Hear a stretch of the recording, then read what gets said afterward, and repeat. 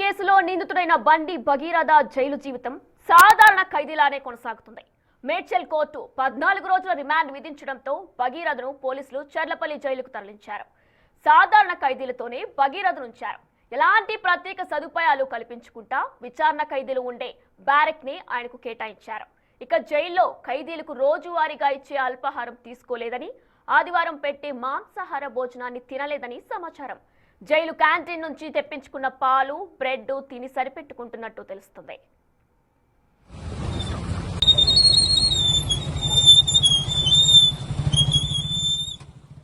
POCSO కేసులో court 2 వారాల remand విధించడంతో పోలీసులు శనివారం అర్ధరాత్రి 2 గంటల సమయంలో భగీరథను చర్లపల్లి జైలుకు తీసుకొచ్చారు. అక్కడ వైద్య పరీక్షలు, ఇతర ఫార్మాలిటీలు పూర్తి చేసిన అనంతరం నేరుగా విచారణ ఖైదీల బ్యారెక్ కు తరలించారు. అయితే భద్రతా కారణాల దృష్ట్యా ఆయన ఉన్న బ్యారెక్ వైపు ఇతర ఖైదీలు వెళ్లకుండా సిబ్బందికి ఉన్నతాధికారులు స్పష్టమైన ఆదేశాలు ఇచ్చినట్లు తెలుస్తుంది. నేడు భగీరథతో ములాఖత్ కానున్నారు అతని కుటుంబ సభ్యులు.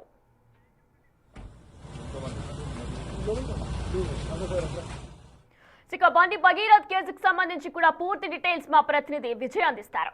రైట్ విజయ్, ప్రస్తుతం ఈ రోజు బండి భగీరథ్ కి కుటుంబ సభ్యులు కూడా కలిసే అవకాశం ఉన్నట్లు కూడా తెలుస్తుంది. ఎవరెవరు కలవబోతున్నారు, దీనికి సంబంధించిన పూర్తి డీటెయిల్స్ ఏంటి విజయ్?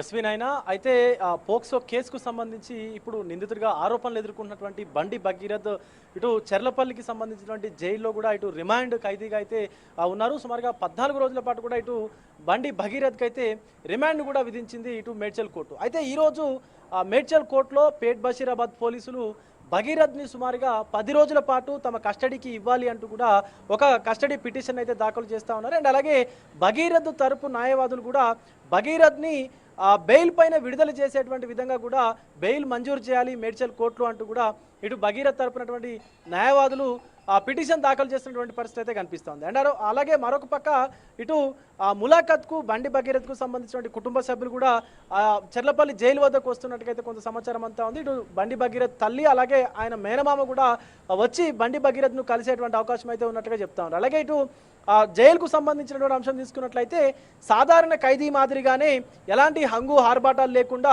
సాధారణంగా ఎలా అయితే ఖైదీలను ఉంచుతారో విఐపి ఖైదీల్లాగా కాకుండా ఆ సాధారణ ఖైదీల్లోనే ఇటు బండి భగీరథ్ను కూడా ఉంచుతున్నట్టుగా తెలుస్తూ ఉంది. ఆయనకు సంబంధించినటువంటి ఏదైతే బ్యారక్ ఉంటుందో దాన్ని సపరేట్గా ఇవ్వకుండా సాధారణ ఖైదీలకు ఇచ్చినట్టుగా ఇస్తా ఉన్నారు. కాకపోతే ఏంటంటే వేరే ఖైదీలతో కలపకుండా ఒక సింగిల్ బ్యారక్లో ఉంచినట్టుగా అయితే తెలుస్తూ ఉంది. ముఖ్యంగా వేరే వాళ్ళు ఎవరైనా భగీరథ్కు సంబంధించినటువంటి అంశం ఏదైతే కొంత సున్నితంగా ఉంది కాబట్టి పోక్సో కేసు కాబట్టి వేరే ఖైదీలని కలవకుండా అయితే చూస్తూ ఉన్నారు.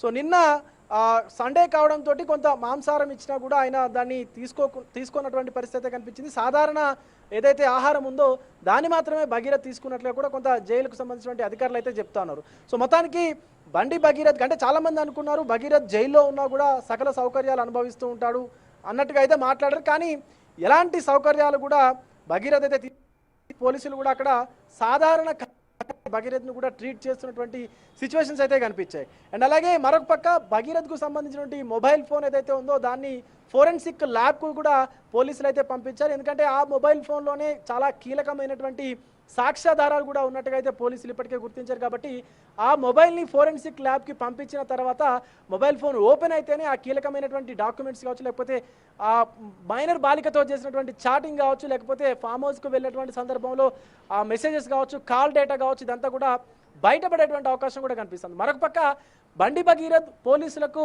మొబైల్ ఫోన్ని హ్యాండ్ ఓవర్ చేసే ముందే అందులో ఉన్నటువంటి డేటాను అంతా కూడా ఎరేజ్ చేసేసాడు అంటూ కూడా కొన్ని వార్తలు వస్తూ ఉన్నాయి. మరి అది ఎంతవరకు వాస్తవం అనేది పూర్తిగా ఇటు ఫోరెన్సిక్కు సంబంధించినటువంటి ఏదైతే ఆ రిపోర్ట్ వస్తుందో దాని తర్వాతే తెలిసేటువంటి అవకాశం కూడా కనిపిస్తూ ఉంది. అలాగే కొన్ని సెక్షన్స్ని కూడా అదనంగా బండి భగీరథ్ పైన అయితే నమోదు చేశారు. అందులో చూసుకున్నట్లయితే బిఎన్ఎస్ యాక్ట్ ప్రకారం 64(2)M ప్రకారం ఈ యొక్క సెక్షన్ అయితే భగీరథ్ పైన అయితే పెట్టారు. దీని పరంగా చూసుకున్నట్లయితే ఒకవేళ కనుక నేరం రుజువు అయితే 10 ఏళ్ల నుంచి సుమారుగా యావజ్జీవ కారాగార శిక్ష కూడా బండి భగీరథ్కు పడేటువంటి అవకాశం అయితే కనిపిస్తూ ఉంది.